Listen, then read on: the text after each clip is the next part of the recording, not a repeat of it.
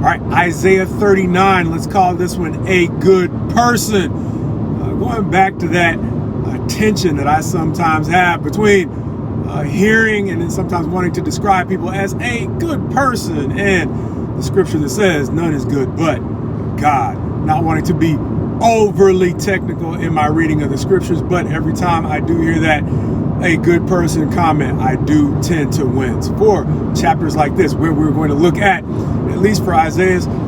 discussion or treatment of Hezekiah, the last consecutive chapter where we'll see Isaiah talk about Hezekiah, an otherwise good person who is going to make a couple of suspect choices, or at least a couple of suspect choices in this chapter, where after his recovery, he is going to get greetings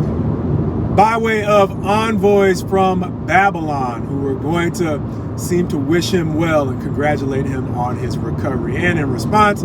he seems to show a level of hospitality that seems to spare, I won't say spare no expense, but really doesn't show any kind of reluctance in giving them a guided tour of the city. And so quite possibly having a newfound appreciation for his stuff, he is going to share at least a view of his stuff with these envoys from Babylon. But after they leave, he is once again going to get word from the prophet Isaiah, this time with a question. Who was that and what did you show them? What sounds to be an ominous question, which is they were envoys from Babylon, and I pretty much showed them everything. And so with that, Isaiah is then going to send word that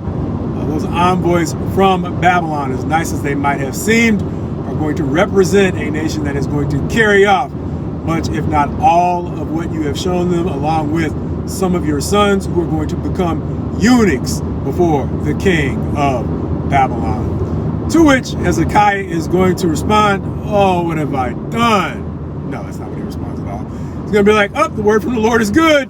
And we're going to get insight into why. Because quite possibly after all that Hezekiah has been through, he's going to be like, look, at least it's not going to happen in my day. What seems to be a relatively strange response, or what struck me as a strange response, quite possibly the first few times I read through or heard this story. But some of the things that caught my attention with regard to that whole good person thing is the way in which it reminded me of the wisdom literature and how being a good person cannot save us. It's one of the things that you will often hear preachers say, no matter how good a person we are, we cannot save ourselves by our own goodness. However, beyond eternal salvation, there are some things that being a good person, just from a common sense perspective, cannot save you from in life. That can be a living illustration of how being a good person cannot save you eternally. And here the wisdom literature comes back to mind, because Solomon was one who, in seeming to counsel his son, or writing a lot of the Proverbs to counsel his son, talked about the way that beyond being born into royalty, wisdom is what is going to preserve you along the road ahead. And so if Hezekiah, as a king, who quite possibly was a good man, who was at least wise enough to turn to God in his time of need,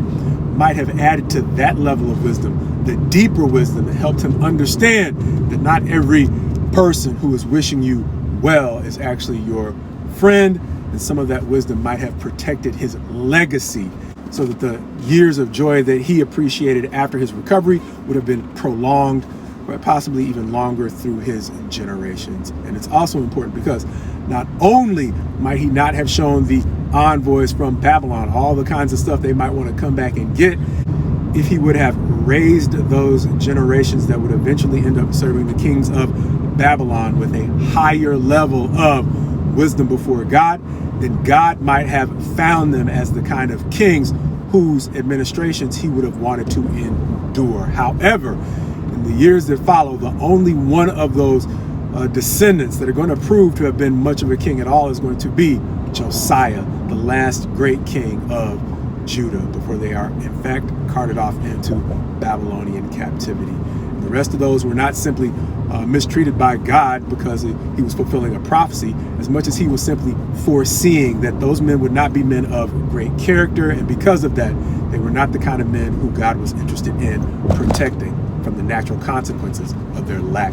of wisdom. So even though Hezekiah seemed to have been a good man, being good was not good enough to preserve his legacy and ultimately save his descendants.